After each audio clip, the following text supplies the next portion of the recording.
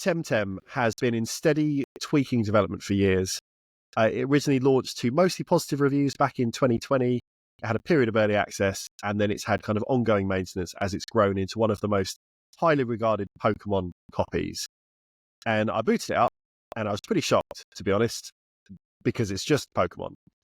Like, if you showed me gameplay footage, if I knew nothing about the game and you said, oh, this is an HD remake of one of the 3DS Pokemon games, I'd just go, oh, wow, Game Freak really sorted their engine out, didn't they? Because TemTem just looks really good, and I just accept the conceit that this was actual Game Freak Pokemon. Would not question it.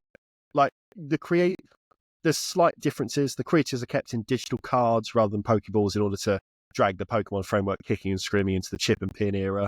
But other than cosmetic tweaks like this, everything else functions largely as I remember Pokemon Red functioning. So you've got wild TemTem in long grass, you've got trainers dotted around town with connecting routes, and they force you to engage in battle when you meet their eye line. There's a Pokedex to water fill. TemTem in long water? Oh, probably. Like, there's a Pokedex to fill. It's called the Tempedia here. There's gyms called dojos. There's type strengths and weaknesses. There's Luma TemTem functioning as this game's shinies. You know, it's blatant. It's all really, really blatant. All except for this game being an online connected soft MMO, essentially, on top of everything else. So when you're running around the world, you can see other real world players doing the same. You can interact, you can battle, you can trade, you can even do the whole game in co-op if you want, with you and a friend joining in battle with 3 TemTem each instead of a full party for just you.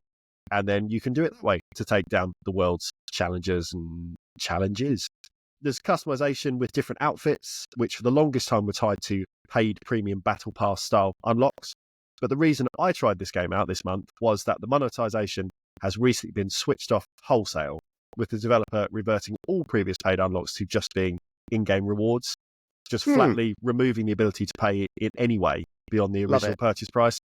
So, you know, copycat or not, I think this in particular is something to applaud. And even if the number of people handing over cash for cool hats or haircuts like 4 years after launch is likely to be a lot lower than it was at the game's peak, this still represents the developer consciously choosing to lose out revenue to do what they have come to believe is the right thing for the game and their players. So well done, Crema, on that one. I think that's a cool thing to do. I'll be honest though, I played for maybe 3 hours, which is nothing for a game like this and of this size.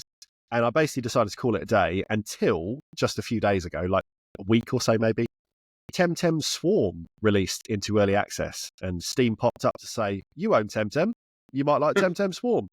And it's a totally new game, this time taking the copyright infringing TemTems themselves and transposing them into, little drum roll, a Vampire Survivors clone. Hey. Now, this is a genre I've come to really enjoy. I'm still impressed at how the Survivors-like has genuinely become its own subgenre of action roguelike since the breakout success of Vampire Survivors. And even in its 0.5 build, because this is early access, TemTem Swarm is a really good version of that framework. The positives, looks and sounds really nice, it's brightly coloured, it's tastefully oversaturated. Something which I didn't mention when talking about the core TemTem game, the monster designs as well are really well done. You know, they clearly riff on what's been successful in Pokemon, but they do have their own character. And it's nice to have direct control of them here as you're kind of romping about the Vampire Survivor style maps. Music's really strong too. Just the art and music overall in TemTem were really good. But I think it stands out here more because the comparison point becomes the deliberately lo-fi Vampire Survivors rather than the already decently art-directed Pokemon series. So it's more of a shift to say a Pokemon copy looks and sounds quite nice, as does Pokemon when it's running okay, versus Vampire Survivors where everything is 2-frame animations on sprites suddenly being a big exciting thing to look at. It's really accessible as well. Georgia always enjoyed watching Vampire Survivors, but found trying to play it a step too far. Like the few times she said, I'll have a go and took the controller, she always got really stressed out and found it tough to follow what on screen she was supposed to be looking at. And yet that's understandable. And yet she wanted to try out TemTem Swarm pretty much as soon as I put it on the TV. Like being top down but in 3D, it's a bit less busy than Vampire Survivors, but because of that, it's much more readable. Especially for those that are kind of less au fait with the genre generally. It's much easier to kind of see, there's your character, that's a thing you need to avoid, that's the thing you need to collect, and everything else in between. It's also really deep in its meta progression, which is always fun for this sort of game. So in the runs themselves in this current build, they might not evolve as much as like a 30-minute trial does in something like Vampire Survivors.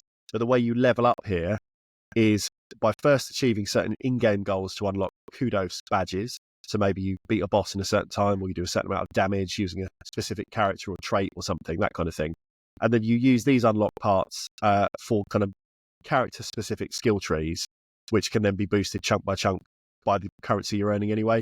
And it ends up producing a really addictive loop where even a failed run can feel worthwhile because you might have met a wider goal of attrition. You might have kind of got enough currency to get a bit more attack power for next time. You might have unlocked a new ability, a new synergy, something like that. It works really well to kind of keep you wanting to do another 15-minute go again and again. The less successful bits at the moment, and this can all change over time because the game, like I said, is early access, is kind of tied to the variety within the runs themselves. There's 5 different stages at present, which is not a big deal. You know, Vampire Survivors coasted for a long while with quite a few with relatively few maps. There's a fair few TemTem to unlock to mix up your loadouts. There's lots more skill trees to work through, etc. But the stages, they do get a bit samey because you're given these kind of mini quest goals that you can take on to boost your earnings or XP whilst you're running about. But they fall into a very limited pool of either defend an area without leaving a set zone, or destroy an object within a time limit, or survive a little bonus wave of enemies.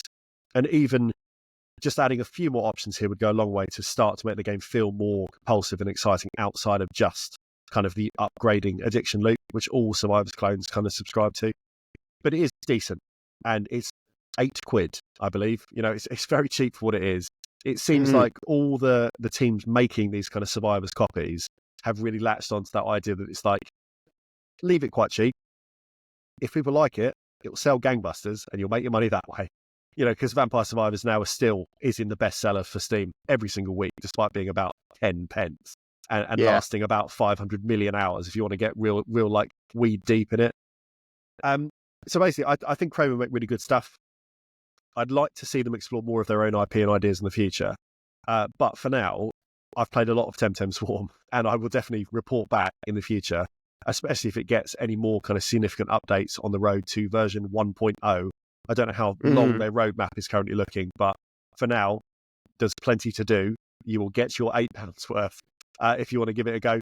And then it may well be that you get many more pounds worth as the game continues to get bigger and better and wider and more expansive. And the water gets deeper, deeper, deeper. And longer.